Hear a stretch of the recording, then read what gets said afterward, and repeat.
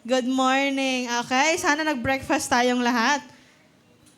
Ayan, hinihingal lang ako. Come on, let's pray.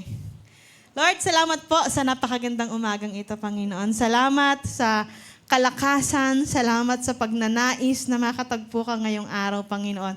Salamat din, Lord, sa buhay na mayroon kami, Panginoon. Lord, we pray na samahan mo kami ngayong araw na ito, Panginoon. Punuin mo ang aming puso ng pag-asa, ng kasiyahan, ng encouragement, Panginoon, na nagmumula sa iyo. Bigyan mo kami ng kalakasan, Lord, sa bawat gagawin namin, sa loob at labas ng simbahan. Lord, marami pong salamat. Pinupuri at sinasamba ka namin, Panginoon. We love you, God. Open our hearts, open our minds, transform our lives, God. Holy Spirit, be with us, Panginoon, and saturate this place. This place is for you, God, and may you be glorified. In Jesus' name, Amen. Alright?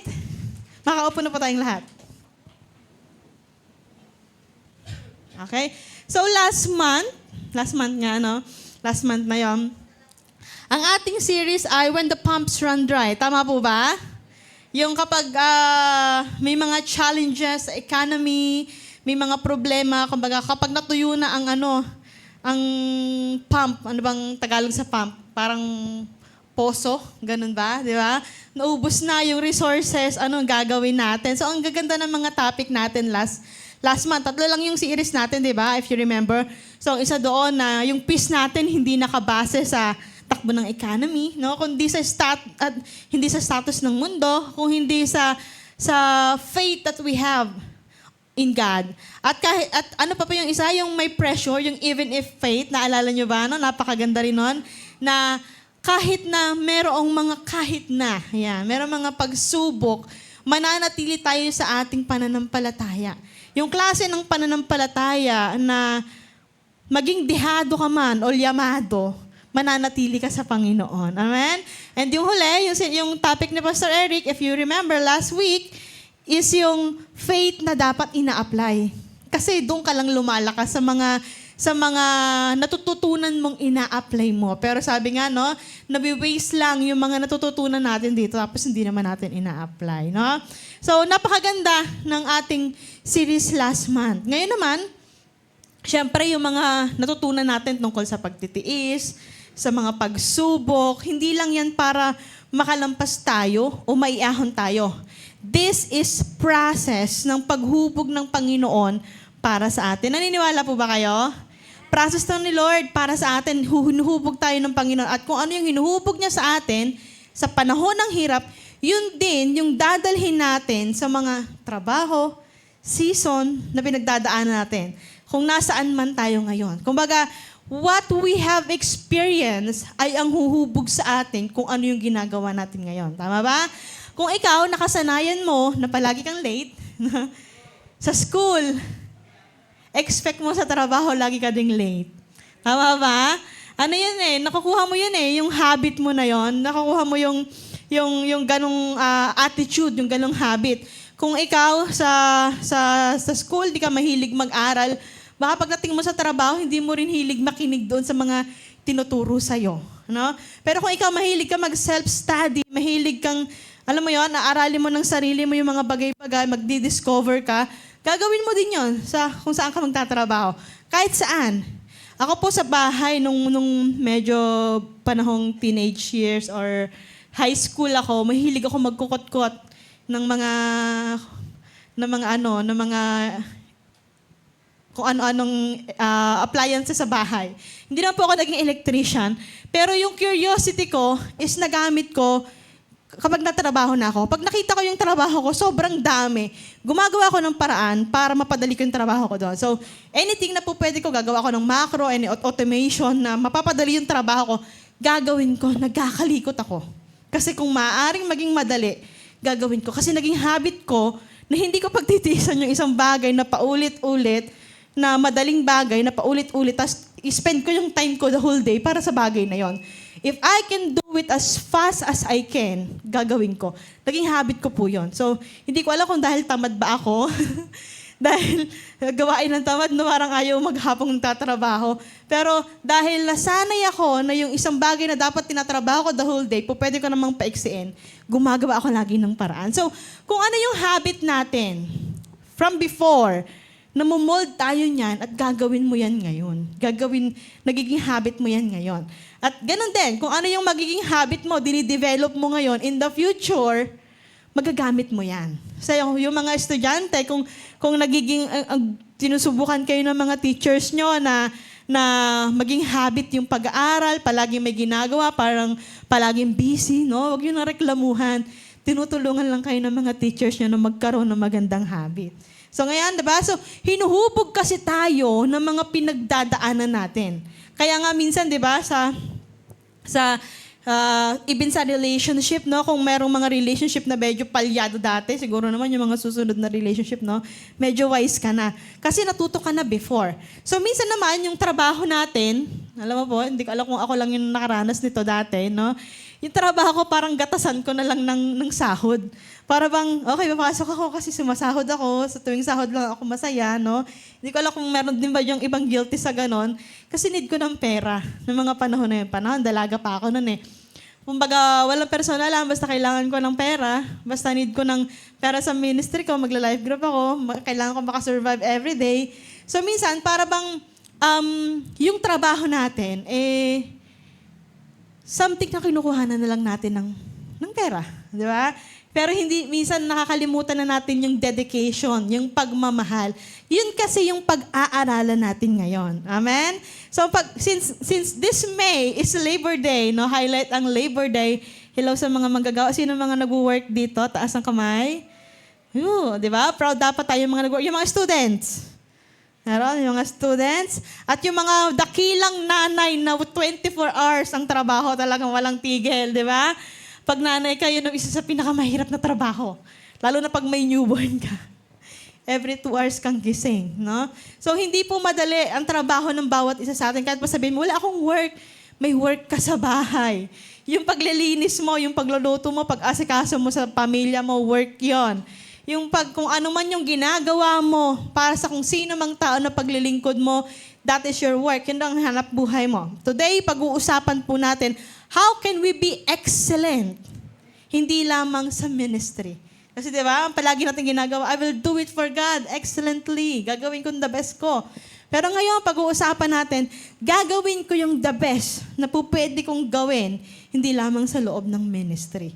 Kung hindi kung saan man tayo tinawag ng Panginoon. Amen? So, anong series po natin? Meron ba tayo diyang poster? Wala? Okay. So, ang series po natin ay Misyon sa Hanap Buhay. Kala ko may poster na tayo. Taga-FOM yung yung model nun naalala ko eh. No? So, Misyon sa Buhay. Sa Hanap Buhay, Misyon sa Hanap Buhay. So, sabi sa Ecclesiastes chapter 9, verse 10, whatever your hands find to do it with all your might. Ayan. Whatever your hands finds to do it with all your mind. Sa Tagalog, gawin mo ng buo mong makakaya ang iyong ginagawa. So lahat daw ng mga ginagawa natin, dapat gagawin mo yon with all the best that you can. No? Lahat ng kaya mong gawin, magagawa ay gawin mo. Hindi ka lang during hardship or crisis or problem hinuhubog ni Lord. Hinuhubog din tayo ni Lord during yung mga idle time natin. During yung mga time natin sa work. During yung mga season natin. Kung season mo ng singleness, season to wait. Kung nasaan man tayo ngayon, hinuhubog po tayo ni Lord. So ngayon pag-uusapan natin ang example ng buhay ni Daniel. Kilala niyo ba si Daniel? Okay, yung itinapon sa lion's den, di ba? Okay, so pag-uusapan natin yan, pero medyo mahaba po yung ating verse, so bear with me. So babasahin natin yung buong chapter ng Daniel 1 at kukwento ko na lang yung iba. Tapos sunod Daniel 6, halos buong chapter din yon. So basahin po natin yung Daniel chapter 1. So dito natin makikita yung pagsisimula ni Daniel. Kasi ang kukunin natin sa buhay ni Daniel ay yung example, paano siya naging excellent. At papaanong yung excellence niyang yon ay nag-glorify si Lord. Kasi minsan, meron tayong maling pag-iisip na pwede lang akong maging magaling. Natutuwa lang sa akin si Lord kapag nagiging excellent ako sa ministry sa church. Natutuwa sa akin si Lord kapag excellent ako sa ginagawa ko sa pagdi-disciple sa loob ng church, kung anong ginagawa natin sa simbahan. Pero hindi po. Sinasamahan din tayo ni Lord sa labas ng simbahan. So, makikita natin, example ay buhay ni Daniel. So ngayon, let's read po yung Daniel chapter 1. Let's start sa 3. Nag-utos si Haring Nebuchadnezzar kay Aspenas na pinuno ng mga tauhan niya na pumili sa mga bihag na Israelita ng ilang kabataang mula sa angkan ng mga hari at angkan ng mararangal na pamilya. Kinakailangan na ang mga ito ay gwapo, malusog, di ba? Yung unang standard pa lang, hirap na, no? Gwapo dapat. Malusog, matalino, mabilis kumilos, at madaling turuan para maging karapat-dapat maglingkod sa hari. Inutusan din niya si Aspenas na turuan sila ng wika at mga panitika ng mga taga-Babilonya. Inuutos din ng hari na mula sa kanyang sariling pagkain at inumin ang ibibigay sa kanila araw-araw. So can you imagine na yung privilege na ang ganda na ng magandang lalaki ka na, matalino ka pa, fitted ka pa, no? Tapos tuturuan ka ng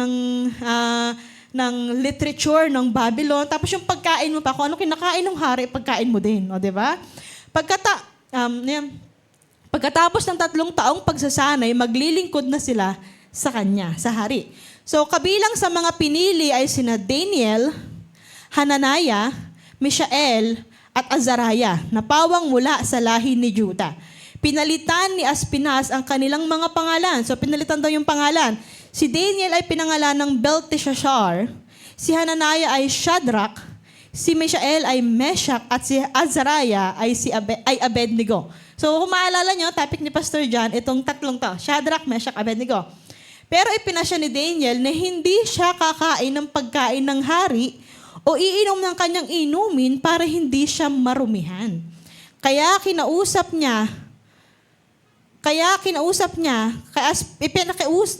siya kay Aspenas na huwag siyang bigyan ng pagkain at inuming iyon. Niloob naman ng Diyos na siya'y kalugdan ni Aspenas, pero sinabi ni Aspenas kay Daniel, natatakot ako sa hari. Siya ang pumili kung ano ang kakainin at iinumin ninyo, at kung makita niyang hindi kayo malusog, gaya ng ibang mga kabataan, baka ipapatay niya ako. Dahil dito, sinabi ni Daniel sa itinalaga ni Aspenas na mangangalaga sa kanya, subukan niyo kaming pakainin lang ng gulay at painumin ng tubig sa loob ng 10 araw. Pagkatapos, ihambing niyo kami sa mga kabataang kumakain ng pagkain ng hari. Tingnan nyo kung anong magiging resulta. At bahala na kayo kung ano ang gagawin nyo sa amin. Pumayag naman ito at sinubukan nga sila sa loob ng 10 araw. Pagkatapos ng 10 araw, nakita ng tagapagbantay na mas malusog sila kaysa sa mga kabataang kumakain ng pagkain ng hari. Ano nakita? Mas healthy daw yung katawan ng 3. Nung 4, Nung 4, na kumakain lamang ng gulay. Kaya pinagpatuloy na lang ang pagbibigay sa kanila ng gulay at tubig sa halip na pagkain at inumin ng hari. So imagine mo, may steak siguro yun, no? Yung pagkain ng hari. Ayaw nila ng steak. So binigyan ng Diyos ang 4 na kabataang ito ng karunungan at pangunawa. Pati ang kaalaman sa iba't ibang literatura. Bukod pa dito, binigyan ng Diyos si Daniel ng karunungan magpaliwanag ng kahulugan ng mga pangitain at mga panaginip. Pagkatapos ng 3 taon ng pagtuturo sa kanila, ayon sa utos ni Haring Nebuchadnezzar, dinala sila ni Aspenas sa kanya. Nakipag-usap ang hari sa kanila at napansin ng hari na wala ni isa man sa mga kabataan doon ang makahihigit kay Daniel, Hananiah, Mishael, at Azariah. Kaya sila ang pinili maglingkod sa kanya. Sa lahat ng itinanong ng hari sa kanila, nakita niya ang kanilang kaalaman ay 10 ulit na mas mahusay kaysa sa kaalaman ng mga salamangkero, engkantador sa buong kaharian niya. Patuloy na naglingkod kay Nebuchadnezzar hanggang sa unang taon ng paghahari ni Cyrus. So, patuloy naglingkod si Daniel kay Nebuchadnezzar hanggang sa mga susunod pa, para bang ilang kings pa, 4 pa na kings. Hindi siya tinatanggal sa pwesto kasi di ba madalas kapag napapalitan yung hari, napapalitan yung officials, si Daniel hindi siya natatanggal. So hanggang 4 na hari nandoon na siya. So, sumunod po nito, pagkatapos niya, yung napili si Daniel na maglilingkod sa hari, directly sa hari, yung 4, no? Sumunod po nito na naginip na niyan si Haring Nebuchadnezzar. At ang nakakaloka na gusto po niya ay yung mga wise men ay sasabihin sa kanya kung ano yung kanyang panaginip. Kailangan yung mga wise men, alam kung ano yung sasabihin ng mga wise men, sabihin niyo po sa amin kung ano yung panaginip niyo, tapos interpret po namin. Sabi ng wise men. Sabi ni Haring Nebuchadnezzar, hindi, niloloko nyo. Kailangan sabihin nyo sa akin kung anong panaginip ko. Tapos i-interpret nyo. Sinong makakagawa nun, di ba? So, sa sobrang galit ng hari, galit na galit yung hari, niloloko nyo lang ako, gusto nyo lang akong linlangin, no? So, galit na galit yung hari kasi wala nga makapag-explain at makapagkwento sa kanya ng panaginip niya. Gusto niyang ipapatay lahat ng wise men. So, nung ipapapatay na, nung hinuhuli na yung mga wise men, so, siyempre, kinuha si Daniel. Kasama siya, pinakamatalino nga no? Pinakamagaling. So, kasama si Daniel, nalaman ni Daniel, bakit mapapatay mo kami? Ganyan, sabi niya doon sa mga alagad. Sabi ng alagad, kasi yun nga, kinuwento na mayroong panaginip yung hari na hindi masabi ng mga encantador, ng mga magicians nila, ng mga panahon na yon. So, sabi ni Daniel, okay, sige. Ako yung mag-explain, ako yung magsasabi. So, nung gabi na yon, si Daniel at yung 3 po niyang kaibigan ay nanalangin sa Panginoon. At hiningi nila yung tulong ng Diyos para malaman kung ano yung panaginip ng hari. At nung gabi ding yon, sinabi sa kanila ng Panginoon kung ano yung panaginip at interpretation doon sa panaginip ng hari. At humarap po si Daniel sa hari. At nung pagharap niya sa hari, sinabi niya kung ano yung kanyang panaginip. So, bukod pa doon, dahil doon sa nangyaring yon, na-promote si Daniel, tinaasan yung kanyang posisyon. At bawat ginagawa po ni Daniel na nakakaiba, alam mo yun, na yung mga interpretation of dreams, nagkakaroon siya ng reward, nire-rewardan siya ng hari. Hanggang siya po ay pinagkatiwalaan na pamahalaan ng mga lalawigan ng Babylon. So, nanatili po siya sa mataas na posisyon sa kaharian dahil sa husay at talino niya. Kaya noong mga panahon na napalitan po yung hari or bumagsak yung imperyo ng Babylon, nanatili pa rin si Daniel. Ganon siya kahusay. And on chapter 6, ito, bumagsak na yung imperyo ng Babylon. Sabi ko mo sa inyo, medyo mahaba yung kwento, no? So, bumagsak na yung imperyo ng Babylon. So, kung maaalala ninyo sa history na pinag-aralan ninyo, no? Kasi ang si Nebuchadnezzar ay hindi na siya basta hari. He is an emperor. At babagsak din, syempre, yung imperyo ng Babylon. Bumagsak yung imperyo ng Babylon. At ito po ay natalo ng Median and Persian. So, nung ang mga Median na, ang namamahala doon sa lugar, sa Babylon, pumili, chapter 6 na tayo, pumili si Haring Darius ng 120 gobernador para mamahala sa kanyang buong kaharian. Ang mga gobernador na ito ay nasa ilalim ng pamamahala ng 3 administrador. Ang isa sa kanila ay si Daniel. Ginawa ito para hindi mahirapan sa pamamahala ang hari. So, yung 120 na gobernador, hinati pa sa 3. May 3 pang leader, administrator. Isa doon ay sino? Daniel. Okay? So, si Daniel ang natatangi sa kanilang lahat dahil sa kanyang pambihirang kakayahan. Kaya binalak ng hari na siya ang gawing tagapamahala sa buong kaharian. So, bukod doon sa 3, may leader pa yung 3. Si Daniel yung pinaka-head ng 3. So, dahil dito, ang 2 pa niyang kasama ang administrador at mga gobernador ay naghanap ng kamalian sa pamamahala ni Daniel para paratangan siya. Ayan na, nagkaroon na ng inggit, no? Dahil ang husay ni Daniel, naghanap na sila ng butas sa pamamahala ni Daniel. Pero wala silang makita dahil si Daniel ay tapat sa kanyang tungkulin at maaasahan. Kaya sinabi nila, wala tayong maiparatang sa kanya maliban kung hahanap tayo ng kasalanan na may kaugnayan sa kautusan ng kanyang Diyos. So yan, so walang nakitang mali sa ginagawa ni Daniel. Yung pa Jesus na lang mo siguro, yung makikitang mali ng katrabaho mo, no? Yung pa church na lang dapat yung nakikita nilang awkward sa'yo. Kaya nagplano po yung 2, tsaka yung ibang gobernador, para masilo or gumawa ng paraan para pabagsakan si Daniel. So, ang ginawa nila, nagmungkahi sila sa hari na King Darius. Si King Darius po ito no? Si King Darius, maggawa tayo ng panukala. Kasi king ka, di ba? Makapangyarihan ka. Gawin natin, walang taong magpipray. Bawal magpray. Lahat ng pangangailangan nila, idudulog sa hari at ang hari ang magbibigay. Parang gagawin nilang Diyos yung hari, no? Ang hari ang magbibigay ng kanilang pangangailangan sa loob ng 30 days. So, ibig sabihin, parang ino-oppress din nila yung mga Hudyo na hindi kayo po pwede mag-pray, no? So, kasama si Daniel dito. Pumayag si Haring Darius, kaya nilagdaan niya ang kautosang iyon. Nang malaman ni Daniel na lumagda ang hari, umuwi siya at pumunta sa kanyang silid na nasa itaas na bahagi ng bahay kung saan nakabukas ang bintana na nakaharap sa Jerusalem. Doon, lumuhod siya, nanalangin at nagpasalamat sa kanyang Diyos. 3 beses sa isang araw ayon sa kanyang nakaugalian. So hindi binago ni Daniel yung kanyang nakaugalian, 3 times a day, nagpipray pa din siya, pero sinusubaybayan pala siya ng mga opisyal na kumakalaban sa kanya. At nakita nila siyang nananalangin at nagpupuri sa kanyang Diyos.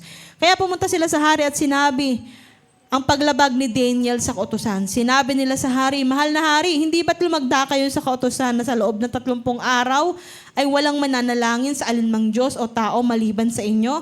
Ang sino mang lumabag sa kautosang iyon ay ihuhulog sa kulungan ng mga leon."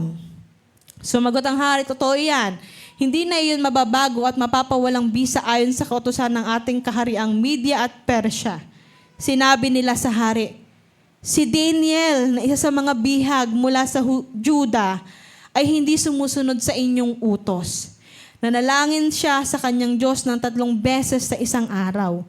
Nang marinig ito ng hari, nabalisa siya ng sobra. Nais niyang tulungan si Daniel. Kaya buong maghapon siyang nag-iisip at naghahanap ng paraan para mailigtas si Daniel." So itong hari siguro naging, alam mo yun, na-influensyahan ng ibang tao na magandang idea ito, pumayag siya, di ba? Pero ngayon, hindi niya alam paano ililigtas yung kaibigan niya. Kasi tinuring niya ng kaibigan si Daniel, naging malapit na siya kay Daniel. So nagtipong muli ang mga opisyal ng hari at sinabi, "Mahal na hari, alam nyo naman na ayon sa kautusan ng Media at Persya, kapag napalabas ang hari ng kautusan, ay hindi na ito maaring baguhin. Kaya inutos ng hari na hulihin si Daniel at ihulog sa kulungan ng mga leon.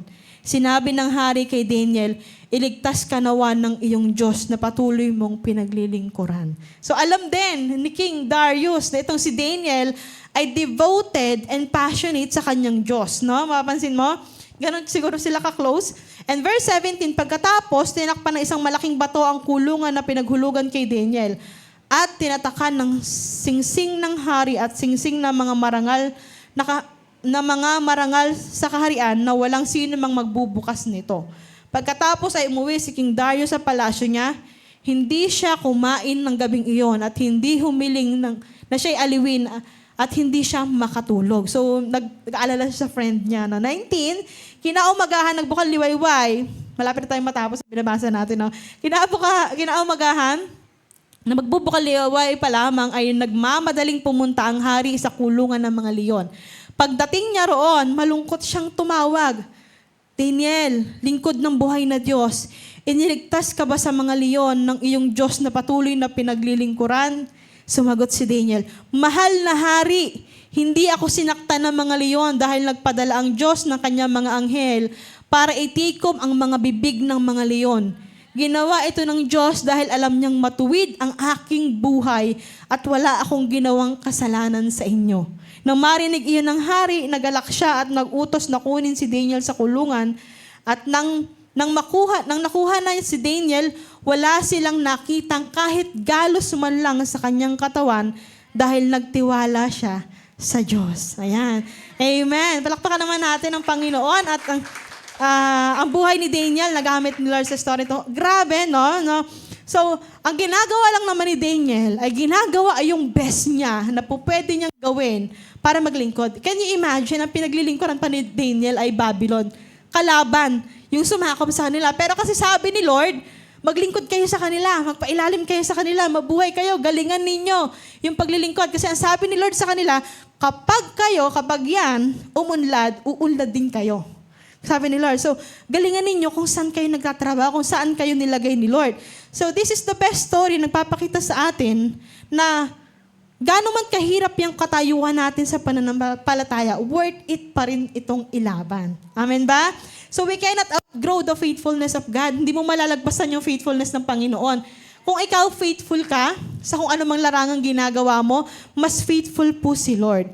Ngayon, aalamin natin sa kwentong binasa natin na napakahaba, no? How to work like Daniel. Paano ba tayo magtatrabaho? Paano ba tayo kikilos sa buhay? Paano ka ba magiging isang nanay o tatay? Magiging isang empleyado? Magiging isang business owner, no? Kahit maliit man yan, nagba-buy and sell ka man, maging isang estudyante ng kagaya ni Daniel, as excellent as Daniel. Amen? So, una, we have to start with integrity. Una pa lang, simulan mo na ito ng pagiging matuwid at tapat. Simulan mong maging tapat at matuwid. Kung hindi mo siya nasimulan ng tapat at matuwid, pwede mo pa siyang simulan. Amen? Kung nagsimula ka na medyo kolokoy sa trabaho, medyo pangit yung image mo, pwede mo pa siyang simulan ngayon. Pwede mo bang mabawi yung mga pangit na image mo? Start with integrity. Hindi mo man nasimulan ng maayos, hindi pa huli ang lahat para simulan mo na bukas. Monday na bukas no? So, mahirap manindigan. Ang pananampalatayang, mahirap po panindigan yung pananampalatayang naiiba. Yung bang silang lahat nagchichismisan, ikaw hindi ka makisali. Silang lahat nag-green jokes, hindi ka tumatawa. Silang lahat merong sari-sariling mga bisyo, no? May mga kwento sila ng sa BPO. Honestly po, marami ako narinig na kwento, BPO. May mga kabit sila and they are proud of it. Nakakaloka, di ba? Pero, syempre, kung sila meron, dapat ikaw wala. No? Dapat, mahirap manindigan sa isang lugar na naiiba ka. Hindi mo kailangang maging religious weirdo sa work, sa school, o kung nasaan ka man, para mag-walk by faith ka. Simulan mo lang ito ng tama. Yung righteous and yung tapat, faithful and righteous servant ng Panginoon. Ikaw ay nasa office, hindi ka dapat ibang tao sa office, no? Ikaw ay nasa trabaho, kung ikaw ay nasa palengke, ikaw ay nasa kalsada, kung anumang trabaho ang ginagawa mo, dapat kung ano ka sa church, ganun ka din sa trabaho mo. So how can we start right? Una, learn what you have to learn and do it excellently with faith. Aralin mo kung anong kailangan mong aralin. Baka naman nagsisimula ka pa lang sa trabaho, tamad ka nang mag-aral kung anong mga dapat mong aralin. O kaya on the way, kalagitnaan, kailangan mo mag-upskill. Ayaw mo na mag-upskill kasi nakakatamad na, wala naman yung dagdag sahod. Ayoko na magdagdag ng ano. Kasi ang problema sa trabaho, no, kapag ginalingan mo, hindi dagdag sahod ang bibigay sa'yo, dagdag trabaho. At minsan nakakaumay, no? Parang hindi ko gustong masyadong galingan kasi dadagdagan lang nila yung work ko. Lalaki lang yon. Pero alam nyo po, we have to learn what we can learn so we can do it excellently with faith. Sabi sa Corinthians, 1 Corinthians chapter 10, verse 31, so whatever you eat or drink or whatever you do, do it all for the glory of God. Kung ikaw ay isang Grab driver, gawin mo ito excellent. Last time po, meron kami nasakyan sa InDrive, no? So, narinig ko, kapag uupo ko pa lang, narinig ko worship song. Wow, worship song. At ang nice po nung nagdadrive, ang bait sa amin nung nagdadrive. Found out, pagdating namin dito, pastor po pala yung nagdadrive. Kakilala na yung pastor dyan. At hindi po kami siningilan. Hindi po kami siningilan ng pamasahe. Nung kami naloko, hindi kami siningilan. At ang nagawa ko na lang po ay ipag-pray yung taong yon kasi noong mga panahong yon, syempre we need din ng pera at hindi kami naglabas ng pera at naging blessing po yun sa amin. So yung kanyang pagiging mabuti na hindi niya alam na nangangailangan kami ay naging isang malaking blessing sa amin. Hindi ko sinasabing ilibre niyo yung mga pasahero niyo kung Grab driver kayo. But what I am saying po is may mga bagay tayong natututunan that we have to learn. Meron tayong mga bagay na po pwede nating lakaran bilang isang Kristiyano, ay lakaran po natin. Baka naman sa kalsada, nagmumura tayo. Di ba? Baka naman sa office, ang lakas mo magmura. Inaaral po sa Babylon. Mapapansin po ninyo, alam niyo ba si Daniel, yung inaaral niya, ay yung inaaral ng mga magicians, encantador at mga wise men. Ibig sabihin kasama yung mga magic at kung ano-ano mang sabihin natin kakultuhan. Ayan. Yung mga kakultuhan ng Babylon at yung godlessness nila, yung pati yung idolatry nila ay inaral din ni Daniel. Alam mo yun, parang salungat na yun. Bakit? Kasi yung mga bagay na yun pa una, syempre wala naman siyang choice, kailangan niya yung aralin. Pangalawa, kaya niyang i-dispute yun sa isip niya kasi matatag yung faith niya. Alam niya kung ano yung tama at mali. So, kahit aralin niya yon, alam niya pa rin kung ano yung paninindigan niya.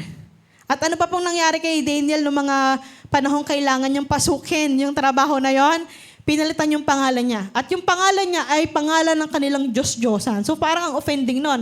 At alam niyo po ba kung bakit pinalitan yung pangalan niya? Because they wanted to erase kung ano yung pinagmula ni Daniel. Yung pagiging Hudyo, yung pagiging follower ni Yahweh. Yun ang gusto nilang i-erase. Pero, nung meron na si Daniel chance na, hindi ko to tatanggapin. Teka, yung pagkain, magiging marumi ako dito sa pagkain ito. Hindi ko to tatanggapin po. Pwede ko tong lusutan. Ginawa ni Daniel, nilusutan po niya. So, hanggat maaari, he have to stay righteous and holy sa harap ng Panginoon. He have to stay pure by not eating the food they eat. Bakit? Kasi yung food na kinakain po nila, possibly, yun po ay bawal sa dietary law ng mga Hudyo. Meron silang mga dietary law, di ba? Yung mga bawal na pagkain. Maalala po ninyo, kung mababasa ninyo sa Leviticus, meron doon mga bawal na pagkain. Bawal yung baboy, ayan. Bawal yung kabayo. Kasi kinakain yung kabayo dati, di ba? So, bawal yon. So, ang si Daniel po, inaral niya lahat ng po pwede niyang aralin. Pero yung po pwede niyang hindi i-adapt, hindi niya yun ina-adapt. Ganon din tayo. If we wanted to start it right, galingan natin by learning what we can learn. Ikaw, students ka, hindi po pwedeng, ano mo yun, random lang yung gusto mong aralin, tapos yung iba ayaw mong aralin. At nung nag-aano nga ako nung nagtatrabaho na ako, na-realize ko, ang halaga pala ng mga minor subjects. Like English, no? Parang mas nagamit ko pa yun kaysa sa mga major subjects ko. Mas naano ko pa yan mas ano pa yun, mas useful pa yun kaysa major subject ko. Huwag ninyong mamaliitin yung mga minor na inaaral ninyo. Aralin niyong mabuti kung anong po pwede ninyong aralin. Get what you have to get. Learn what you have to learn. At galingan mo dyan. Husayan mo rin yung pakikisama sa trabaho. Husayan mo sa trabaho mo. Gandahan mo yung attendance mo. Ano? Galingan po natin. Simulan natin ito ng tama. At kung hindi mo na simulan ng tama, ipagpatuloy mo ngayon. Simulan mo na. Pangalawa, wag mong i-compromise yung faith mo.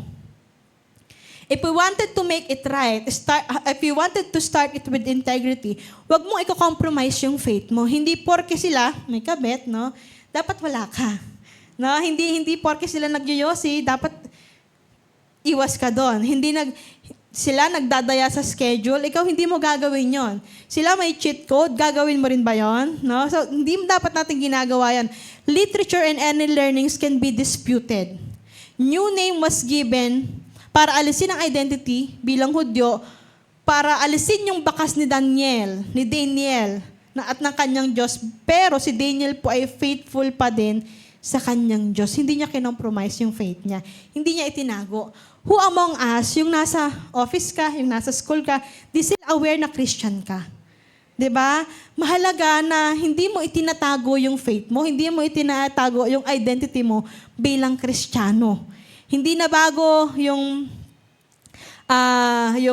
halimbawa kahit pamisa meron silang tawag sa'yo, may bansag sa'yo, no? Pero kasi iba yung pagkatao mo, iba yung pananampalataya mo sa kanila. Hindi pwedeng Kristiyano ka dito sa office, ang lakas mo magmura. Bait mo sa church, demonyo ka sa bahay. No? Lakas mo mang buraot sa magulang mo. Hindi pwedeng Kristiyano ka dito sa office, ang bad influence ka, no? Ang active mo sa church, pero cutting class ka naman sa school. Di ba? Pwede bang ganon? Double life tayo. Hindi pwedeng behave ka sa church, paglabas mo, babaero ka, di ba? Lalakero ka, kung sino-sinong fini-flirt mo. We are called to bring Christ sa kung saan man tayo tinawag na trabaho or school or pamilya. Amen ba? Baka sabihin ng mga anak mo, ayoko sumama sa church ng nanay ko. Mura ng mura yan bago magsimba. Hindi ba gano'n, no? Kaya merong iba, ayokong magsimba. Tignan mo naman kumakantang yan sa simbahan. Chismis naman yung pagdating dito. Di ba? Nakakahiya yung gano'n. Galingan natin maging faithful sa Diyos habang ginagalingan din natin kung nasaan tayo paglabas ng simbahan. Amen? Nire-reflect natin ang ating faith kung ano yung ginagawa natin kung nasaan tayo. Kung sa work, nakikita nila na you're doing it excellently, maganda attitude mo, maganda ang work record mo, di ba hindi nakakahiyang sabihin, Kristiyano ako, follower ako ni Christ. Kung hindi bastos yung bibig mo, hindi malaswa yung isip mo, masarap sabihin, Kristiyano ako. Ipagmamalaki mong follower ka ni Christ, pero ang hirap sabihin na, Christian ako, tapos, ang tingin nila sa'yo, talaga? Christian ka? Nagulat sila, di ba? Meron po akong katrabaho, kaka-resign lang niya. No? Kaka-resign lang niya. At nasabi ng boss ko na hindi siya po pwede kasi sa 3 times a week work from office na setup. Return to office na setup 3 times a week. So, kasi daw, merong responsibility sa family and merong responsibility sa church. So, nalaman ko, Kristiyano siya. Tapos naisip ko, kaya pala ganun siya. Christian pala siya. Kaya pala ang galing niya. Kaya pala ang bait niya. Tapos, ang sarap niya kausap. Kristiyano pala. Di ba? Ang sarap kaya nung gano'n na malalaman nila, kaya pala ang bait. Kaya pala ang sipag kasi Kristiyano. Hindi yung sasabihin nila, Kristiyano pala yun. Christian pala yun. Parang hindi. No? Grabe magmura. Grabe yung green jokes. Di ba? Kristiyano pala yun. Parang lakas mag-yosi nun Di ba? Nakakahiya yung gano'n. So, kailangan simulan na po natin ng tama. Kung hindi natin nasimulan ng tama, sabi ko nga sa inyo, pwede mong start bukas. Ayan. Galingan natin bukas. Pangalawa, after starting it with integrity, pangalawa, work anchored in Christ. Serve diligently, knowing that Jesus is your source of wisdom and capability. Sipagan, galingan mong maglingkod, knowing na ang source ng wisdom at capability mo, si God. Alam niyo po, isa sa mga naging ugali ko nung kapag nagtatrabaho ko, tapos di ko magets yung ginagawa ko, nagpipray ako, Lord, turuan mo naman ako. Di ko talaga siya magets. Kahit paulit-ulit ako, Lord, di ko talaga magets. Lord, turuan mo naman ako. And later on, natututunan ko. Last time, meron po akong ginagawa sa work ko when I was in WNS. Kalahating araw kong ginagawa yung isa kong trabaho na yon. Sobrang dami niya. Tapos, hindi siya madali. Mahirap siya. So, kalahating araw ko siyang ginagawa. Noong mga panahon na yun, bago lang ako doon. Hawak ko is malaking load. Ewan ko ba, bagong-bago lang ako, pero ang laki ng load na hawak ko. At hindi rin siya madaling, kasi kailangan, literally, isa-isahin mo siya. Thousands of items, tapos iisa-isahin mo siya. So, sabi ko, Lord, tulungan mo naman ako. Hindi ko alam kung ano yung gagawin ko dito. And the Lord gave me wisdom kung paano i-manage yung ginagawa ko hanggang sa nakagawa ako ng automation na yung half day ko, 4 hours, 5 hours kong ginagawa, nagagawa ko ng 5 minutes. Gumawa ako ng macro. So, natutunan ko, nakita ko yung katrabaho ko, ganun palang ginagawa nilang macro. So, nag-explore ako. May lagi ako magkukot-kot Nag-explore ako paano ako magagawa ng macro, ng automation. At nung na-automate ko, syempre medyo matagal siyang gawin. Nung na-automate ko, 5 minutes, tapos na yung trabaho ko. Ang bilis na nagawa ko. So, nakatungangan na lang ako sa office kasi half day ko dapat ginagawa yun Pero syempre dahil doon, dumagdag yung load. But ang maganda po doon, nalaman nila na kaya ko. Nalaman nila na marunong ako doon. Meron akong naging silbi sa team na matagal ng problema ng maraming tao before na sinundan ko na ganun lang pala. Pwede pala siyang padaliin ng ganun. So, when we are working, palagi nating tandaan, nasaan man tayo, we can ask God for wisdom and capability kung paano magiging excellent. Kung hindi ka magaling, Lord, hindi po ako magaling makisama, hindi ako magaling magsalita sa harap ng mga tao, then ask God. Humingi ka ng tulong kay Lord. Lord, hindi ako pasensyoso talaga. And then ask God, humingi ka ng tulong kay Lord. Kahit po ako bilang isang nanay, palagi akong humihingi ng tulong kay Lord. Pag pikon na ako kay Lay, ang sinasabi ko, Lord, tulungan mo akong maging mabuting nanay. Di ba? Totoo yun, kagabi lang, pikon na ako, ayaw matulog, 12:00 na. Hindi ka may gagawin pa ako, Lay. Ang ginagawa, Mami, look at my hands. Ganun lang yung sinasabi niya. At ang prayer ko, Lord, gawin mo po akong pasensya, tulungan mo akong maging mabuting nanay. Di ba? Yung mga bagay na ganun, when we are lacking on something, let us ask God. Kesa maging angry mom ka, di ba? Kesa maging angry wife ka. Kesa maging maging tamad na empleyado ka. Kesa maging empleyadong 80-80 yun sa pag chinate, no? 80-80. Ob-ob. No? Di ba? Kesa maging empleyadong lagi kang nasa huli ng listahan. Kapag umano ng mga tawag doon, hindi ko alam tawag, wala kaming ganun no? Yung basta yung mga ranking, nasa dulo ka. Huwag kang mahirati sa dulo. Dapat, Lord, number 1 ako or number 2 man lang. Para magandang schedule ko, off ng Sunday, di ba? So, when you can't do it, ask God's help. Amen? Kung kukunti yung kliyente, kukunti yung bumibili, pwede mo din namang hingin kay Lord yon. Pwede kang humingi ng tulong sa Diyos. Amen? Alam niyo po ba si Daniel, kapag hindi niya kaya, humingi din siya ng tulong kay Lord. Yung panaginip ng hari, hindi niya naman kaya interpret, hindi niya alam kung ano yung panaginip. Anong ginawa niya? He prayed and asked God. In Daniel chapter 2, sabi doon, pero may Diyos sa langit na naghahayag ng mga mahiwagang bagay at inihayag niya sa inyo ang panaginip na mangyayari sa hinaharap. Ngayon, sasabihin ko po sa inyo ang mga pangitaang nakita nyo sa inyong panaginip. Habang natutulog po kayo, mahal na hari, na naginip kayo tungkol sa mga mangyayari sa hinaharap. Ipinaalam ito sa inyo ng Diyos na tagapagpahayag ng mga mahihiwagang bagay. Ito ay inihayag sa akin ng Diyos, sabi ni Daniel, na ang inyong panaginip, hindi dahil mas matalino ako kaysa sa iba, kundi para maipaliwanag ko sa inyo at maintindihan ninyo ang gumugulo sa inyong isipan. And after that, anong nangyari kay David? Reward and promotion. Hindi niya nakita na mahusay kasi ako, magaling kasi ako, lahat, diba? Kumbaga lahat ng grind mo sa buhay, ikaw ang may gawa. Lahat ng kinikita mo, ikaw ang may gawa. Hindi Si Daniel po, inamin niya na tinulungan siya ng Diyos, kaya siya nakarating doon. Na yung galing na mayroon siya, galing sa Diyos. Amen? Ganon din po tayo. If we wanted to excellently work for God, if we wanted to excellently live for God, aminin mo na hindi mo kaya at kailangan mo ng tulong ng Diyos. Aminin mo na yung galing mo, galing sa Diyos yun. Yung talino mo, galing sa Diyos yun. Yung lakas mo, galing sa Diyos yun. Yung kakayanan mo na nakakapagtrabaho ka pa ngayon, galing sa Diyos yun. Yung mga bumibili sa'yo, yung mga sa business owners mo, as business owner, no? Sa mga may business dito, yung mga kliyente mo, galing sa Diyos yun. Kami nga po, meron kaming baboyan sa Batangas. Baka gusto nyo bumili ng baboy, charot.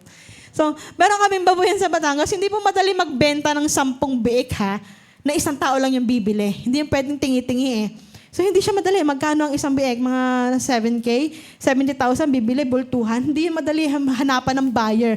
At nung nalaman namin, nanganak na yung baboy namin, pinagpipray ko, Lord, sana may buyer kami. Kasi hindi madaling maghanap ng buyer. Pero may ibinibigay si Lord whenever we ask. Amen? So, kung kailangan mo ng tulong, humingi ka ng tulong sa Panginoon at huwag mong ipagkait sa Kanya yung credit. Na Lord, galing sa iyo yung galing na to. Lord, galing sa iyo yung opportunity. Galing sa iyo yung talino. Galing sa iyo, Lord, yung kliyente. Galing sa iyo, Lord, yung pag-unlad ng kung anong meron ako. Kasi ganun si Daniel. At sa tuwing nire-recognize niya si Lord, mapapansin niyo po, every time nire-recognize niya si Lord, napopromote siya. Di ba? Sana all. Napopromote siya. Every time na sa bawat ginagawa niya para kay Lord, at iniaalay niya para kay Lord, palaging may reward. Palaging may binibigay si Lord. Doon sa Daniel 4, sabi dito, pero may papaliwanag mo ito sapagkat nasa iyo ang espiritu ng mga Diyos. Sinabi iyan sa kanya ng hari. Trust ng hari ang nakuha niya. Sa Daniel 5, sumagot si Daniel, mahal na hari, huwag na po ninyo akong bigyan ng regalo. Ibigay na lamang po ninyo sa iba. Pero babasahin ko pa rin yan para sa inyo ang nakasulat sa pader at ipapaliwanag ko ang kahulugan nito. But yet, after that, binigyan pa rin siya ng reward, ng recognition and promotion. So makikita natin, you don't have to do it alone. Pero syempre, hindi mo to gagawin para sa promotion. But, ang panawagan po sa atin dito, humingi ka ng tulong sa Diyos, ibigay mo yung credit sa Diyos. Hindi natin kailangan angkinin po iyan. At si Lord po yung nagpo-promote, si Lord yung nagpo-provide, si Lord po ang nag-aangat sa atin. Daniel is not after the reward and promotion. He is after in proclaiming the greatness of his God above other gods. Pinalitan niyo yung pangalan ko, pagkakalandakan ko sa inyo yung Diyos ko. Ganito yung Diyos ko. Makapangyarihan yung Diyos ko. Kahit sina Shadrach, Meshach, at Abednego, pinagkalantaran nila, hindi kami luluhod sa Diyos nyo. Ganito yung Diyos ko. Amen? Ikaw sa trabaho, kung nasaan ka man, ipagkalandakan mo sa kanila kung sino ang Diyos mo. Huwag kang mahihiyang ipakita sa kanila, Kristiyano ka. Hindi hinahangad ni Daniel ang reward. Ang hangad niya, ipakilala ang kadakilaan ng kanyang Diyos. Ipakilala yung husay ng kanyang Diyos na higit siya sa kahit na sino o ano pa mang ginudiyos ng tao. Ang bawat tagumpay ni Daniel, alam niya, ipinagmamalaki niya ito dahil may Diyos na tumutulong sa kanya. So wag po natin kalimutan na ang buhay ay galing sa Diyos. Yung ability and wealth, ability to gain wealth, ay galing po sa Diyos. Kung ikaw ngayon ay medyo maluwag-luwag na ang buhay, thank you Lord. Diba? Kumpara sa dati, kung ikaw ngayon ay malaki-laki na ang trabaho, thank you, Lord. May maayos ng business. Thank you, Lord. Yung talino, opportunity, connection, lahat at husay po natin ay galing sa Diyos. So maging inspirasyon mo rin sana si Lord sa trabaho, hindi lang pamilya. Di ba? Inspirasyon kasi natin sa trabaho, pamilya. Pero maging inspirasyon mo din ang Diyos. Maging inspirasyon mo din siya sa pag-aaral. Maging inspirasyon mo rin siya para maging mabuting nanay ka, tatay ka at asawa ka. Alam niyo po what's good thing sa amin? Meron po kaming kasama sa bahay. Tinutulungan po niya kami mag-alaga sa mga anak namin. At dahil may kasama ako sa bahay, kailangan bantay na bantay talaga ako sa ugali ko. Kasi ini-invite ko yun sa church eh. Di ba? Baka sabihin nito, grabe magmura to, tapos nagpipreach sa unahan. No? Buti na hindi na ako nagmumurahan, no? Kaya talagang pag nanggigigil ako kay Lay, pigil ako. Kasi may kasama kaming iba sa bahay, makikita niya. Di ba? Mamomold ka din eh. No? Thank you Lord talaga kasi may kasama kami sa bahay. No? Another one, last one po. Pursue excellence because you carry the name of your God. Galingan mo, husayan mo kasi you are representing God.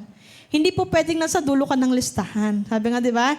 Kami ay ulo, hindi kami buntot. No? Kami ay pinakamahuhusay. Dapat ikaw ay pinakamahuhusay.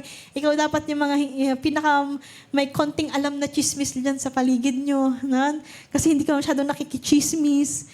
Ikaw dapat yung hindi nila nakikita ang nambubuli. Ayan. Husayan mo kasi dala mo ang pangalan ng Diyos mo. Sa Daniel chapter 6 verse 4 to 5, dahil dito ang dalawa pang kasama nilang administrador at gobernador ay naghahanap ng kamalian ni Daniel para paratangan siya, pero wala silang makita. Amen? Dahil si Daniel ay tapat sa kanyang tungkulin at maaasahan. Kaya sinabi nila, wala tayong maipaparatang sa kanya maliban kung hahanap tayo ng kasalanan na may kaugnay sa kanyang kautusan, sa kautusan ng kanyang Diyos. Husayan mo hanggang sa wala na silang masabi sa trabaho mo. Wala silang maipintas sa mga gawa mo at work ethics mo. Wala silang ipipintas sa ugali mo. Walang maipipintas sa mga tinapos mong trabaho. To the point na ang hahanapan nilang mali sa'yo ay ang pa-church mo at pa-Jesus mo. Amen? Yun na lang yung makikita nilang mali sa'yo. Ipakita natin sa bahay, sa palengke, sa kalsada, sa kumpanya, sa school, o kung nasaan ka man, na ginagalingan mo kasi Christian ka. Kasi dala mo yung pangalan ng Diyos mo. You are representing God. Meron po mga students na lumalapit sa akin na para bang may mga problema, ganyan-ganyan. Minsan nabubuli or what. Sabi ko, tapangan mo. Hindi ko sinasabi lumaban siya. Kundi tapangan niya yung loob niya. Huwag siyang iiyak-iyak lang. Basta-basta. Sabi ko, you are representing Christ. Pakita mo sa kanila na kaya mo. Magaling ka din. Matalino ka din. Why? Kasi hawak natin. We are representing the name of Jesus. At nakikita po nila yon. Masasabi nilang, kaya pala ang bait mo. Kasi Christian ka. Kaya pala ang sipag. Kaya pala ang husay. Kaya pala ang generous. Kaya pala ang humble. Christian pala to. Amen? Kaysa yung sinasabi ng iba, ayoko sa Christian kasi judgmental sila. No? We have to pursue excellence even at work, school, and even at home kasi offering rin yan. Yung bawat kilos at gawa po natin ay offering rin natin sa Panginoon. Ang lahat ng ginagawa natin sa tahanan, Sa opisina, sa school, sa trabaho, sa kalsada, sa palengke, offering mo yan sa Diyos. May mission po tayo sa hanap buhay. Yun ay ipamuhay si Kristo. Amen? So doon lang po, tayo po tayong lahat.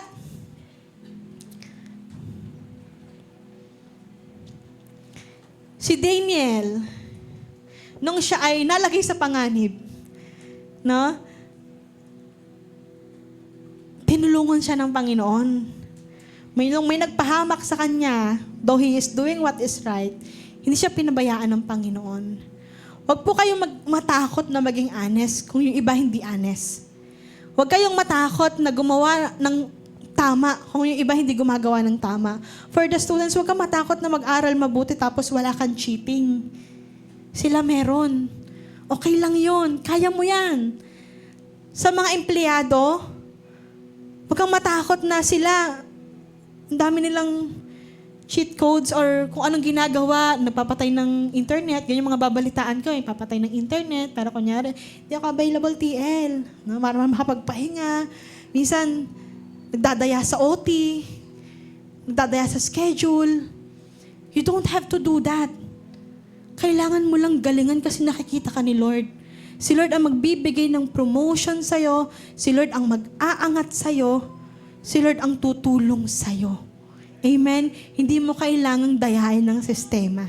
Hindi mo kailangang maging kagaya ng iba. Ang kailangan mo lang manindigan sa kung anong tamang ginagawa mo. At ipakita mo na ikaw ay tagasunod ni Kristo. Amen? Come on, let us pray. Lord, maraming salamat sa hanap buhay na mayroong kami. It could be a small business, Lord, buy and sell, trabaho man to, Lord, independent man kami. Kami man po ay may mga kumpanyang pinagtatrabahuhan, mga students, isang nanay na 24/7 ng trabaho, isang tatay na kumakayod kung anong po pwedeng gawing hanap buhay, Panginoon. Lord, tulungan mo kami na maging tama sa paningin mo dahil sa iyo pa rin nagmumula lahat ng pagpapala. Naniniwala kami, Lord, na sa lahat ng aming gagawin para sa iyo, hindi mo kami pinababayaan. Hindi mo kami ginagawang buntot, kundi kami ginagawa mong ulunan, Panginoon. Hindi mo kami hinuhuli sa iba. Dalangin namin, Lord, na yung ginagawa po namin ay mag-result din ng maganda. Magbunga po ito ng maganda.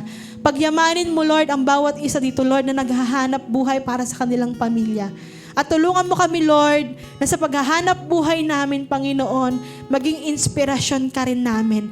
Lord, ito rin ay para sa'yo. Sa mga panahong pagod na kami, hindi lang ito para sa aming pamilya. Lord, ito ay para rin sa'yo. Sa mga panahon, Lord, na sinusubok ang aming katapatan, Lord, ito ay hindi lang para sa aming pamilya. Ito ay para rin sa'yo. Lord, gagalingan namin kasi para rin po ito sa'yo, Panginoon. Dalangin namin, Panginoon, na tulungan mo kaming manindigan sa aming mga trabaho, sa aming tahanan. Tulungan mo kami, Lord, na maging mabuting nanay, empleyado, tatay, asawa, kapatid, kamanggagawa, Panginoon. Dahil, Lord, nais mo rin po ito. Salamat, Lord, sa ministry na mayroong kami. Pero, Lord, salamat din sa mga ministry na mayroong kami sa labas ng simbahan. Tulungan mo kami, Lord, na mawin ang aming pamilya, mawin ang aming katrabaho. Lord, salamat sa buhay ni Daniel na lahat ng dinaanan niyang hari, nawin niya, Panginoon. He might be below, Panginoon. He might be, hindi po siya kasing taas ng mga hari. Pero dahil palagi siyang naninindigan sa kanyang pananampalataya, it all end up na yung mga haring dinaanan niya ay nagpupuri rin sa iyo. Lord, gawin mo kaming ganon. Na kapag kami po ay nasa isang lugar, nakikita ng mga tao ang aming pananampalataya at yung mga taong naroroon ay magpupuri rin sa iyo dahil sa buhay na ipinapakita namin kagaya ng sayo. Lord, samahan mo kami, gawin mo kaming light and salt sa aming mga pinagtatrabahuhan, sa aming mga business, sa aming tahanan. Tulungan mo kaming maging mabuting laborer mo sa kingdom mo, Panginoon. This is all for you, God. In Jesus' name, amen.